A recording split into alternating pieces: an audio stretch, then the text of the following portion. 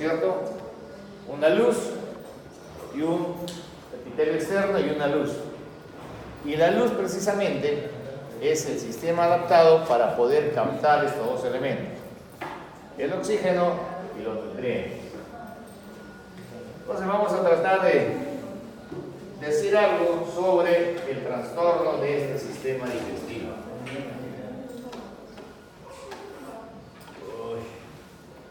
¿Dónde está?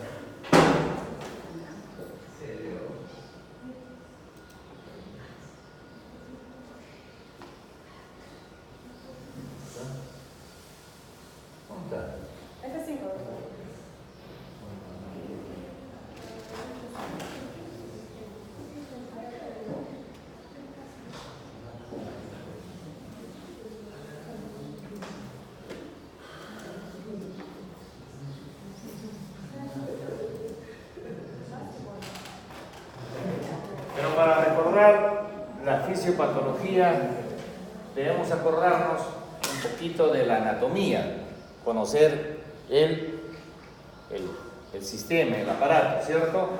Acuérdense que la función, nosotros embriológicamente estamos diseñados desde la misma, estamos diseñados para obtener las diferentes estructuraciones de nuestros diferentes sistemas, órganos y sistemas, a partir, acuérdense que hemos sido una sola célula, luego dos, luego cuatro, etcétera, etcétera, etcétera.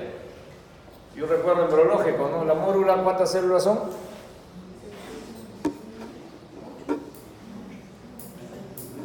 No se olvidaron de embriología, ¿cierto? ¿En qué estadio se hace la anidación? Uy, tampoco. ¿No? Bueno, eso lo veremos para que lo revisen por ahí. Pero lo importante es el recuerdo funcional, diseñado desde la primera célula hasta la organización, ¿no? Ustedes saben que la diferenciación celular va dándose desde los efectos mitocondriales para formar células, formar sistemas, formar órganos, sistemas y finalmente constituirse un organismo, que es el conjunto de todo esto. ¿Cierto? Entonces, recordamos que el sistema digestivo, pero antes de saber la anatomía del sistema digestivo, está compuesto prácticamente desde la boca hasta la región anal, ¿cierto? Desde la boca, que es la que posibilita el primer ingreso de ese insumo nutriente, hasta el orificio de salida para expulsar lo que se considera los productos de la digestión, ¿cierto? Entonces, constituidos por la boca, el estómago, los intestinos delgados, intestino grueso, con sus diferentes áreas específicas. Y tenemos un sistema de los anexos, de las glándulas anexas, que son el páncreas, hígado, al inicio de las glándulas salivales, el hígado con su vesícula y en realidad no es el hígado sino la vesícula, ¿cierto? La vesícula y el páncreas, ¿cierto? Entonces el recuerdo anatómico nacional. Mencionarles, como estaba ahí la diapositiva, que la parte del estudio ya específico de todo el sistema gastrointestinal es precisamente la gastroenterología, ¿cierto? Que tiene que ver con estudios a partir del esófago. Esto es importante, porque la patología de la boca, ¿quién la ve?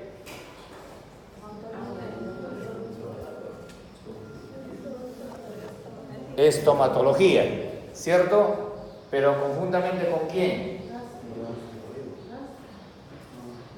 A tal punto que se está convirtiendo en una nueva especialidad.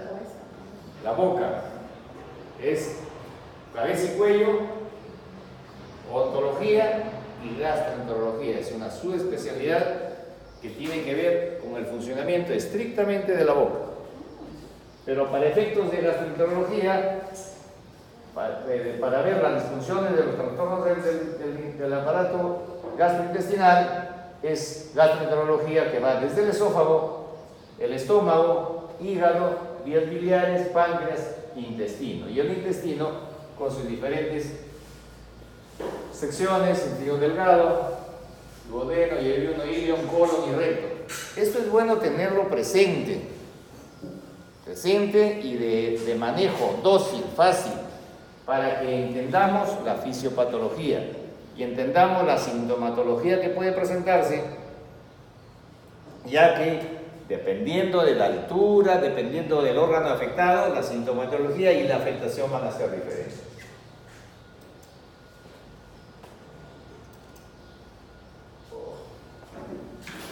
Me pasé uno, ¿no?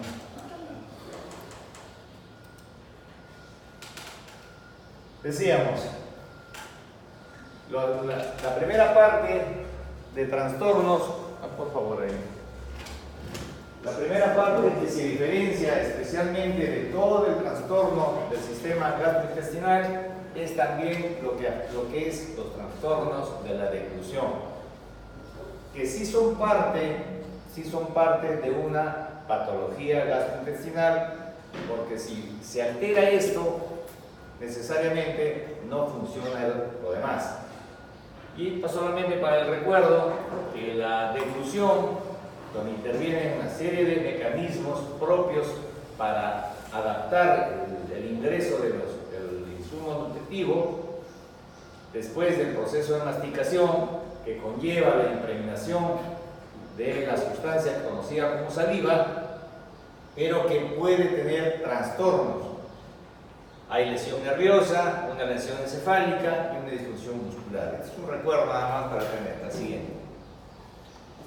La sintomatología. En cuanto a la sintomatología del sistema digestivo, es muy variada, a tal punto que podemos tener desde un dolor torácico hasta la rumiación. ¿Qué cosa es rumiación?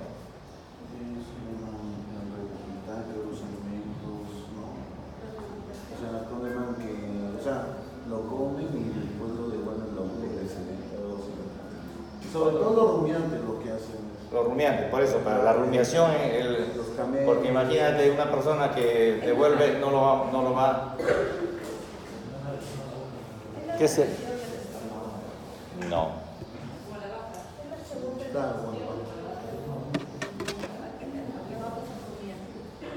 La rumiación es la tendencia a masticar. Eso es rumiación, la tendencia a masticar. Es una patología neurológica que la persona comienza a masticar, y al masticar, ¿qué va a ejercitar? Secreción, ¿cierto?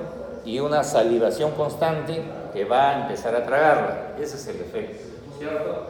Entonces, una múltiple variación de síntomas que van del dolor abdominal propio del sistema, dispepsias. ¿Qué cosas dispepsias?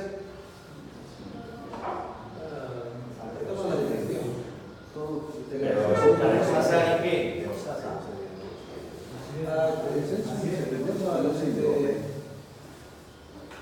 Pero hay que caracterizarlo. ¿Qué cosa es? Un dolor, sabemos un dolor tipo retortijón, tipo hincada, propio de lo que es una víscera hueca, ¿cierto? Dirigida a un peristaltismo aumentado o una contractura muscular. La dispepsia es la lentitud de la digestión.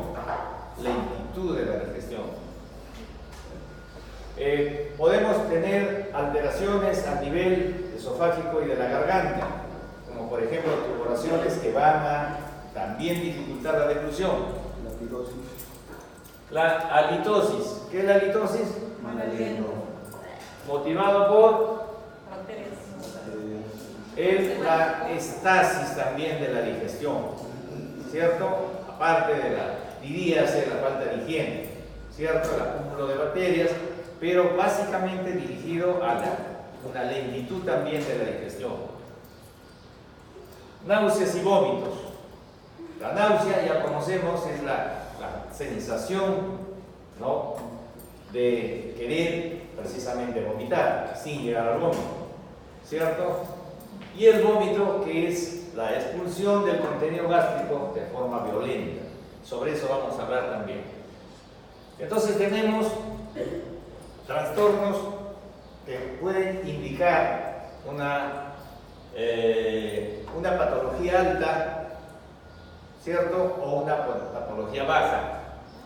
La patología alta es prácticamente del estómago hacia arriba, y una patología inferior es del intestino delgado hacia abajo, ¿cierto?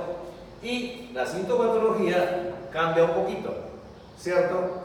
Sintomatología de trastorno del intestino inferior es el estreñimiento, procesos diarreicos, acumulación de gases, ¿no?, balonamientos, y también procesos de sangrados, ¿no?, proctorragias. A ver la siguiente. Sobre el vómito. El vómito puede ser un signo capital de un trastorno digestivo, pero también puede ser un signo de afectación neurológica, porque tenemos el denominado centro del vómito, y el centro del vómito existe precisamente para poder expulsar contenido gástrico inadecuado. O sea, el organismo detecta el ingreso de una sustancia tóxica e inmediatamente se produce la activación del centro del vómito y produce la reacción. Entonces, el vómito en sí es parte de una alteración del sistema gastrointestinal, pero también puede ser una alteración de tipo neurológico, ¿cierto? Entonces hay que recordar ese facto. Un vómito explosivo es típico de proceso sensorial alto, ¿cierto? Como dice el compañero, el TEC. ¿Qué cosa es el TEC? Traumatismo encefalocraneal, ¿cierto? O sea, la hipertensión endocraneal produce activación del centro del vómito, produciendo el típico vómito explosivo, ¿cierto? Vomitas hasta lo que no tiene, ¿no? Aquí un poquito el mecanismo del vómito, la siguiente. Otra patología, ya avanzando, otra patología ya del sistema es lo referente al esófago. Y el esófago tiene alteraciones de tipo embriológicas. Adelante, adelante, adelante, no me miren, ingresen como si yo no me diera cuenta, pero por allá pues.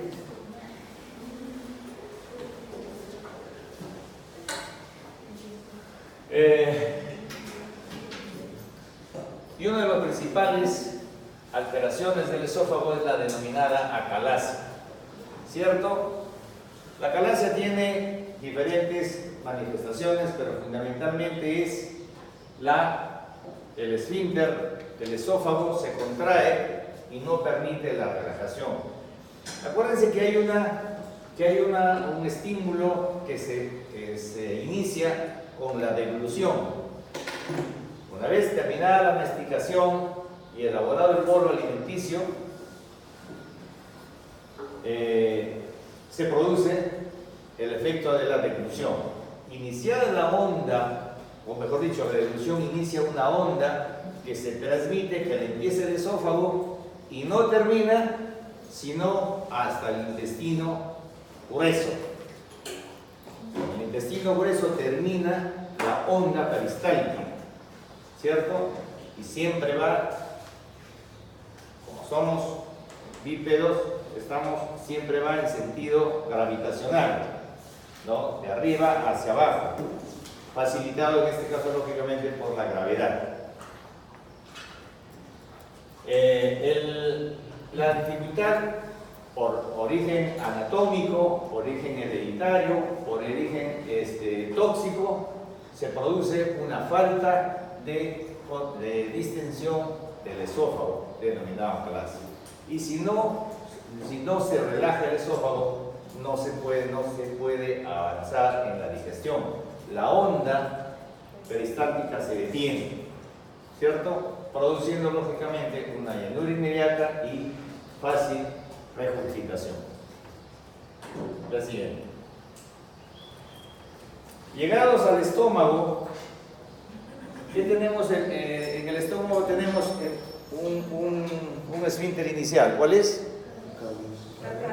El cardias, ¿cierto? Que es el final del esófago y la comunicación con el inicio de la cámara gástrica, ¿cierto? Entonces, el estómago empieza a afectarse desde el cardias hasta el píloro. O sea, todo es un componente de patología gástrica, ¿cierto? Y el principal síntoma de la afectación del estómago puede ser por relajación o falta de tono del cardias, produciendo las regurgitaciones involuntarias, ¿cierto? Una regurgitación constante, que es el retorno del alimento, que en vez de avanzar, retrocede inmediatamente, pero que se produce a veces también cuando la persona adopta una posición horizontal, se echa inmediatamente después de haber ingerido alimentos. Acuérdense, vuelvo a repetir, ¿no? La onda es hacia abajo, facilitada por la gravedad. Si contrarrestamos la gravedad y tenemos deficiencia del esfínter cardias, fácilmente se produce una regurgitación. Pero el principal síntoma, principal afectación del estómago son los procesos inflamatorios. Y esos procesos inflamatorios denominados itis, gastritis, ¿cierto? Gastritis. Entonces, los procesos de gastritis, y aquí tenemos que recordar, es conocido, que la mucosa gástrica, antes de eso, habíamos dicho que nuestro organismo tiene un especial sistema para poder poder utilizar ese elemento nutriente. Y ese elemento nutriente es el medio ambiente seleccionadamente dispuesto, pero que conlleva todo un proceso, porque es nuestro propio organismo el que elabora lo que necesita, ¿cierto? Para el metabolismo celular, nuestro propio organismo tiene que hacerlo, y así todos los seres vivos. Y aún individualmente, cada persona, cada elemento selecciona su propio alimento. Es decir, el organismo está preparado porque lo que necesita, la glucosa que necesita Juan, no es la misma que está utilizando María. Este detalle, para que lo realicen un poco más, está determinado así, ¿ya? Entonces, todo está conllevado para ir reduciendo a la mínima expresión molecular todos los elementos nutrientes. Y el estómago, precisamente, tiene todo un sistema funcional que permite esta degradación. Y eso conlleva a la producción y la utilización del ácido clorhídrico, ¿cierto? ¿Qué cosa es el ácido clorhídrico? No, sí, pero ¿qué cosa es? Es un ácido, o sea, tiene pH ácido. No. ¿Cómo? ¿De qué está compuesto el ácido clorhídrico? Cloro, hidrógeno. Molécula altamente agresiva. Tú le echas eso a un elemento, a cualquier elemento, a cualquier sustancia, y necesariamente reacciona. Y a una sustancia viva necesariamente la aniquila. Pero precisamente por la acción de esta característica, de esta molécula, es que podemos degradar el alimento, o sea, el bolo alimento se degrada por esta acción precisamente. Entonces, el organismo está adaptado para que actúe esta sustancia en el bolo alimenticio que ingresa al estómago, pero que no afecte a sí mismo aquí a la cámara. Pero por disfunción, ¿cierto? Por otros efectos, puede que esta producción no se haga sincrónicamente, porque con la llegada del bolo alimenticio, recién las glándulas secretan el ácido clorhídrico, pero dentro de un contexto de una protección previa de mucus que evita precisamente la lesión, para que este ácido actúe netamente en el bolo alimenticio. De tal forma que solamente el organismo a través del tiempo acostumbra a tener un protocolo circadiano de producción que le permite precisamente que haya ácido en los momentos necesarios. Basta el estímulo horario para que pueda actuar, pero que a su vez también estados anímicos y determinadas sustancias en dieta pueden alterar esta producción, finalmente produciéndose la famosa alteración de la mucosa por pérdida del mucus y diferentes grados de inflamación. O sea, todo esto conlleva el proceso de gastritis, ¿cierto? Pérdida de la mucosa, etcétera, etcétera, etcétera, etcétera, que conlleva diferentes disfunciones de la digestión, ¿cierto? Procesos gastríticos.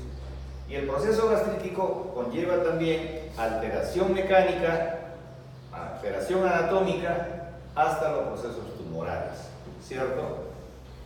Existe así como en la neoplasia del cuello uterino, existe un virus que está identificado y que favorece la instalación pronta de una neoplasia en el cuello uterino.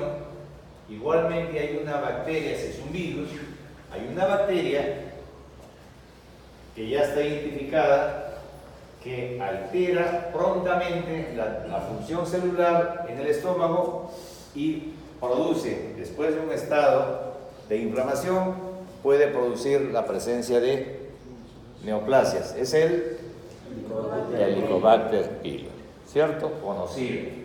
Así como en el cuello uterino existe el virus del papiloma, ¿cierto? ¿Las cepas cuáles son las cepas? 16, 18. Muy bien.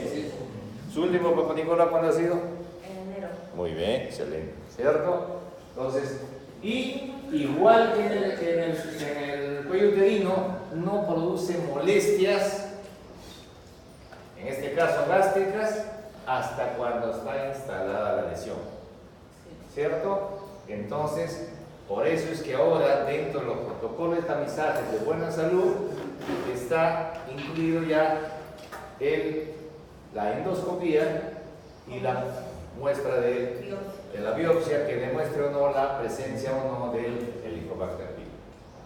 Lógicamente se ha avanzado previamente también en la inmunología y existen los marcadores. El marcador también nos abrevia. IgA, IgG, IgM y también se calcula. Ya, es suficiente, vea lo que pasa. Doctor, ¿usted está hablando del Helicobacter pylori? ¿Cómo? ¿Usted está hablando del Helicobacter pylori?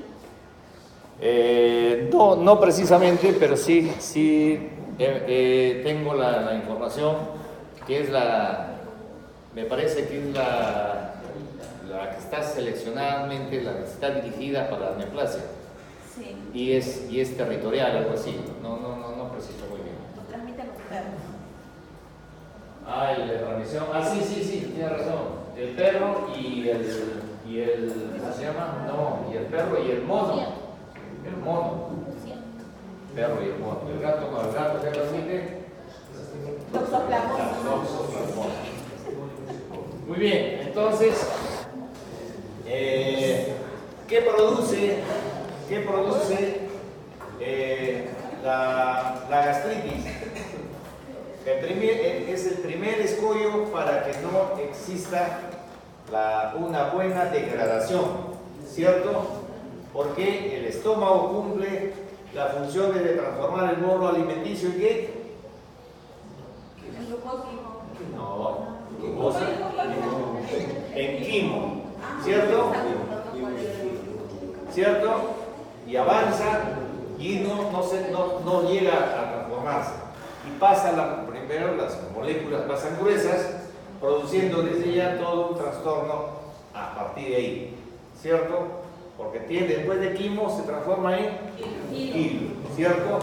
Y viene ya la presencia de tanto la secreción vesicular como el duodeno, ya la presencia de la secreción pancreática. Muy bien, la siguiente. Los procesos de gastritis pueden darse en dos eventos, son agudos o crónicos.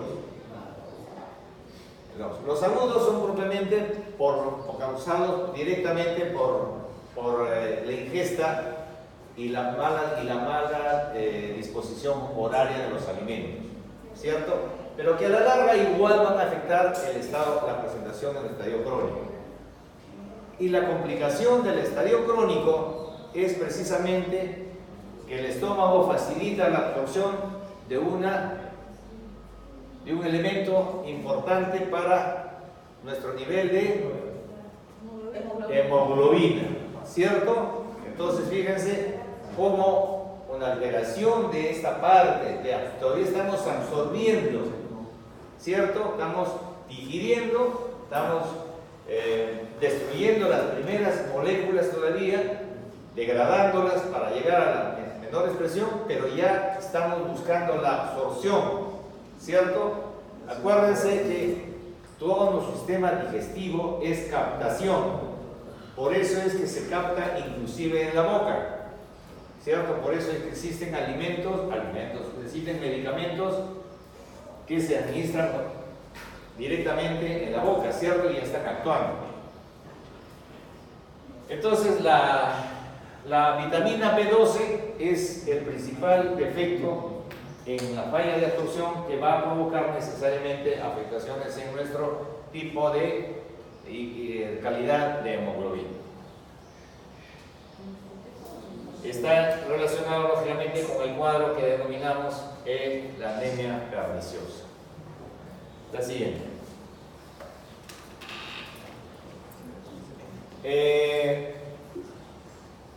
La típica afectación del estómago en cuanto a procesos de gastritis es la lesión múltiple, única o múltiple, pero lesión ya destrucción de todo el complejo anatómico del estómago, de la pared gástrica, produciéndose una erosión denominado úlcera, y tiene el apelativo de péptica. ¿Por qué?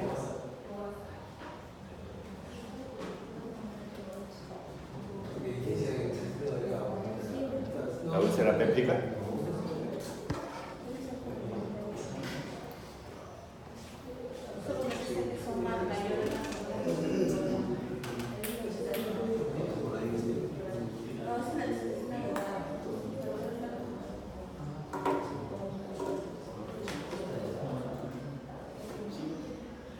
¿Por qué se llama úlcera péptica?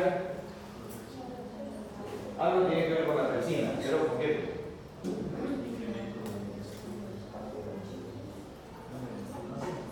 Ya lo dejo porque me digo. Los cráteres gástricos, denominados úlceras, son los que van a provocar necesariamente la máxima alteración y están ligados la úlcera péptica, la úlcera cráter está ligado a la bacteria del Helicobacter pylori. Sí. Después del estómago ya viene la gran elongación de la anatomía hablamos de este tubo, ¿cierto?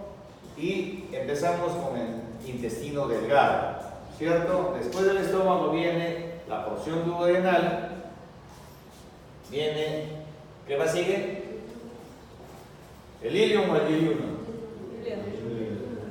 El yeyuno, el ilium y termina en el intestino grueso, ¿cierto?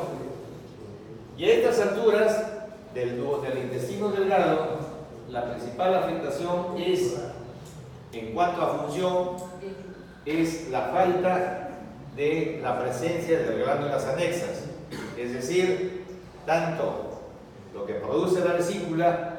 ¿Qué produce la vesícula? La vesícula no, la vesícula no, o sea, es una sistema almacenamiento. Ya, está bien, no produce. Pero ¿qué se obtiene de la vesícula? ¿Qué es la bilis?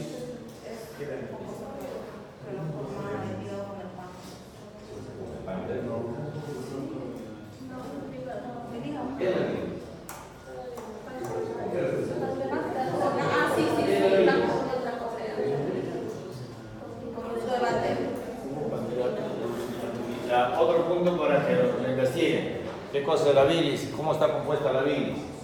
¿Ya? Entonces, la secreción biliosa y la secreción pancreática son los elementos fundamentales para que pueda avanzar la digestión. Y la falencia de esta producción glandular del páncreas, como la excreción biliosa igual, va a producir trastorno digestivo inmediato, ¿cierto?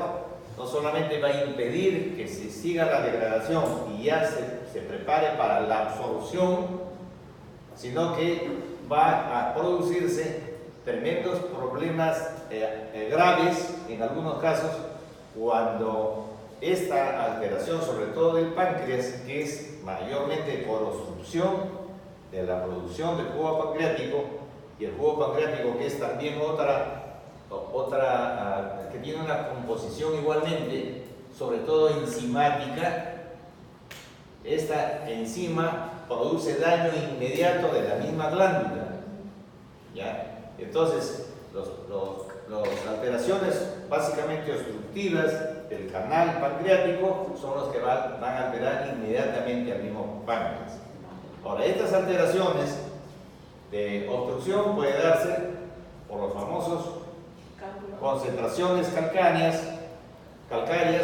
que son los cálculos que acaba de decir tu compañera, o alteraciones anatómicas vía tumoración, produciéndose los casos denominados de la alteración de la glándula pancreática, que en este caso es una inflamación generalmente aguda, es una inflamación lesional, ¿ya? Y denominada igualmente pancreatitis, pero no es la gastritis, o el fenómeno de gastritis no es igual a la pancreatitis, a pesar que sí hay también una pancreatitis crónica, pero eso es un poquito en teoría. Lo que existe es una pancreatitis aguda, se obstruye y no para hasta destruir y autoconsumirse. La siguiente.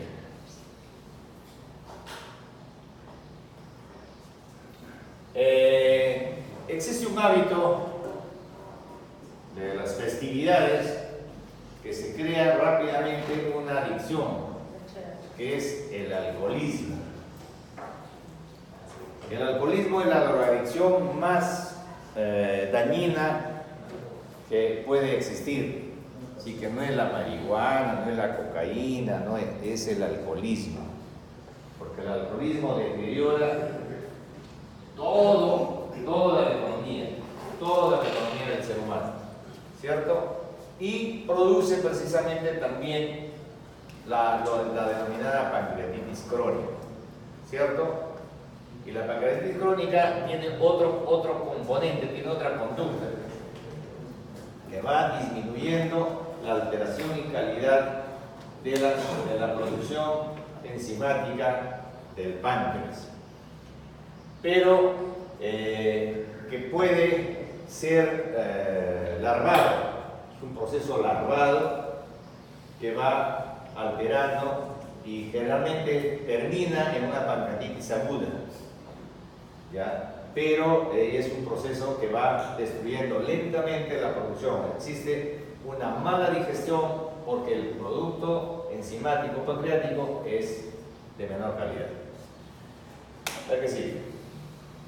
Para recordar un poquito el componente del jugo pancreático,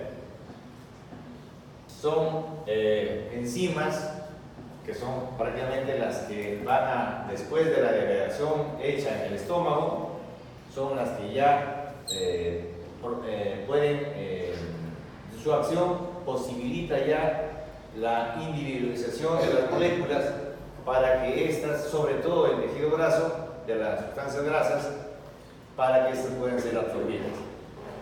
Las acciones de la tripsina, la quimiotripsina, por un lado, que están direccionadas para la diferenciación de los elementos a ser absorbidos. ¿La que sigue?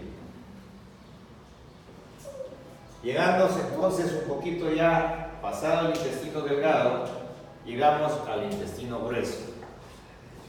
El intestino grueso, la principal característica es o hay despeñamiento diarreicos o hay estreñimiento. Se supone que con una dosis diaria de alimento igual debe haber una dosis diaria de evacuación. Es decir, una digestión promedio. ¿Cuántas horas dura la digestión? Desde que ingresa, desde que se produce el bolo alimenticio.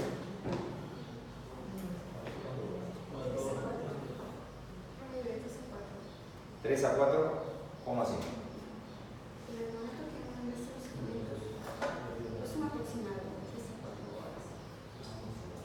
¿Qué dices? Estudioso. ¿Cuánto dura un digestión?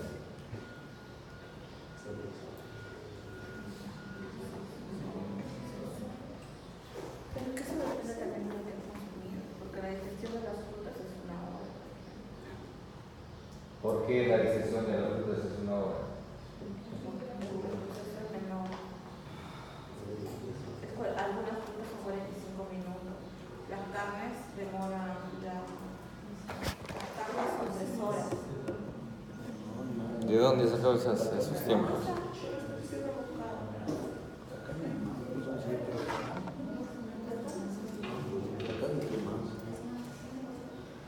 El pollo son 3 horas. Demora en cocinarse. En cocinarse, ¿no?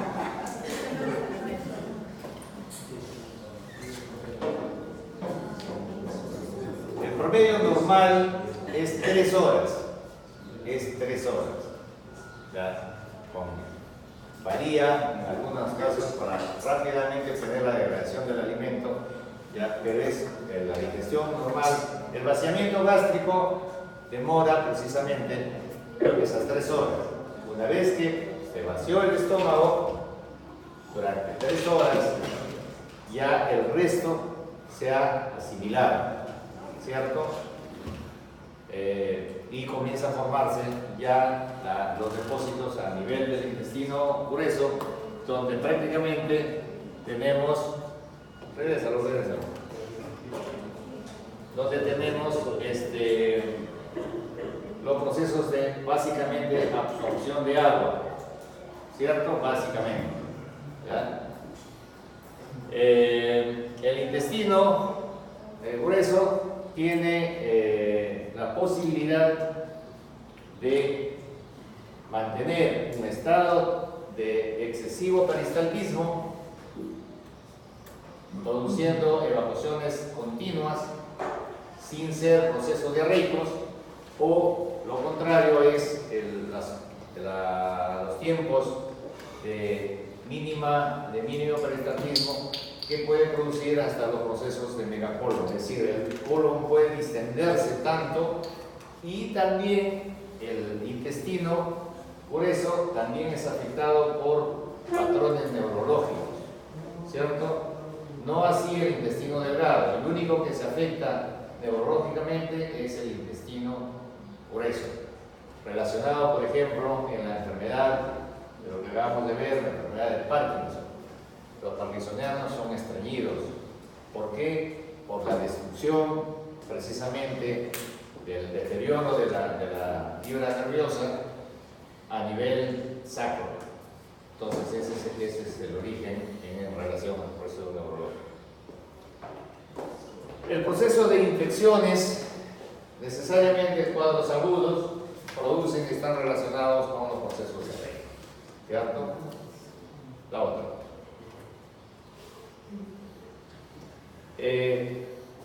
También existen alteraciones de la mucosa de origen infeccioso. Antiguamente eran comunes los cuadros de perforación, incluso de la perforación tífica. Esta bacteria muy diseminada antes, ahora prácticamente ya es un cuadro no benigno, pero muy superficial, porque la acción antibiótica ha actuado prácticamente con el manejo rápido de esta bacteria, pero antes no era tan fácil y se producían perforaciones intestinales por la salmonela. Entonces, pero existen todavía cuadros parasitarios, amedianos, que pueden alterar la mucosa, y tenemos imágenes de estudio que nos permiten ver cómo se altera esta mucosa. Y finalmente existe un cuadro también que tiene que ver con el estado emocional. El estado emocional afecta la vía digestiva porque precisamente esa vía digestiva está condicionada para que pueda detectar y producir en toda la extensión, desde que se produce la ingesta hasta la evacuación, tiene terminaciones nerviosas sensibles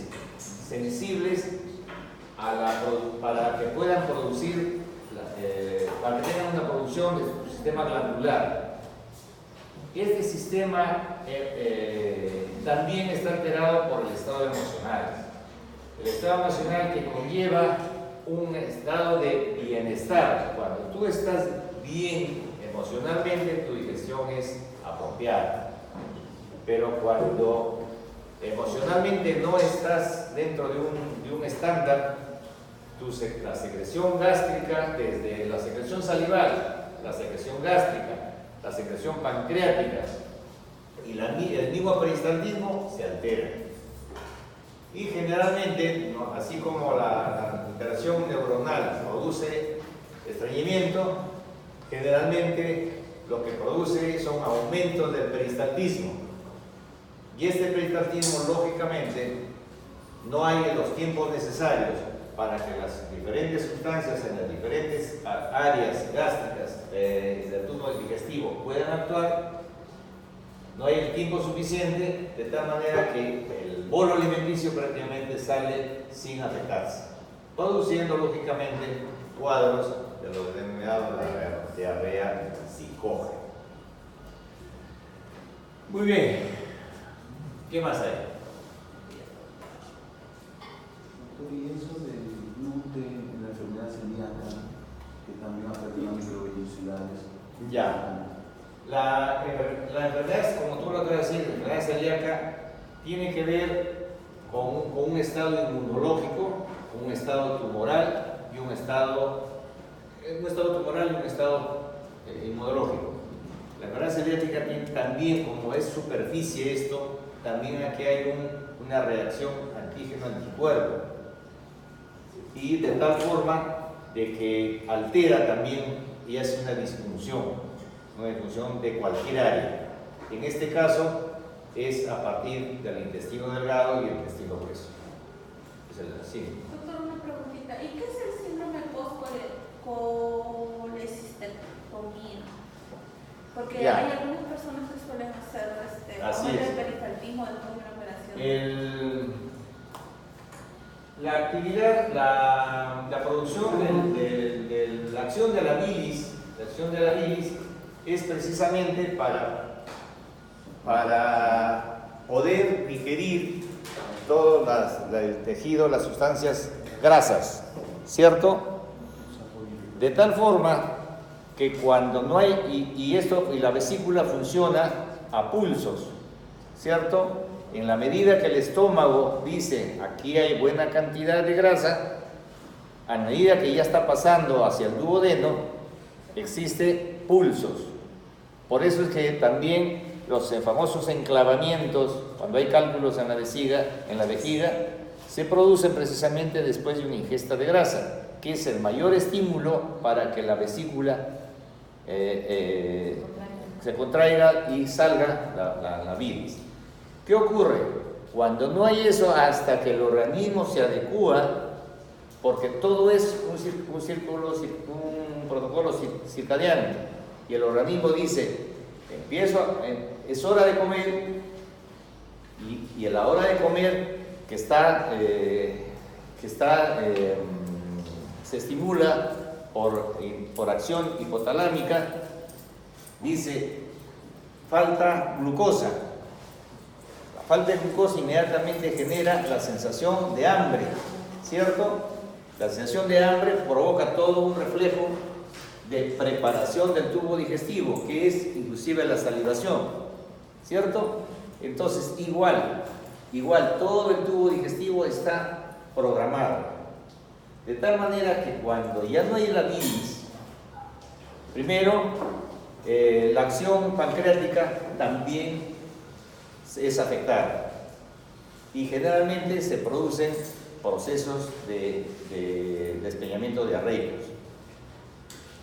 Y hay lentitud, hay pirosis, hay dispepsia en general, después de una extirpación de la vesícula. Por eso es que ahora las extirpaciones conllevan todo un proceso de reeducación nutricional. Ya no tiene que cambiar, tiene que establecer un nuevo patrón de la forma de alimentarse. Con frutencima, creo, ¿no? Generalmente le dan frutencimas enzimáticos. Pero de ahí se llega a solucionar ese problema. Sí, Sí, se maneja. Siempre va a tener el síndrome. No se maneja. Se maneja porque vas cambiando la cantidad de alimentos y el horario inclusive. ¿Ya que sigue? Recordarles lo que le hemos dicho, que de acuerdo a la alteración del sitio se va a producir una sintomatología que nos hace preludiar el diagnóstico, ¿cierto? A nivel del píloro, a nivel del estómago, del intestino, delgado como grueso, ¿cierto? Debemos recordar eso. El trastorno, de acuerdo al área, indistintamente de la patología en sí, porque una misma patología puede afectar diferentes áreas de nuestro sistema digestivo. ¿Cierto? ¿Qué más sigue? Muy bien. Entonces, vamos a ir al seminario hoy día. Un grupo se queda con el doctor y el otro grupo conmigo, de tal manera para que puedan hacer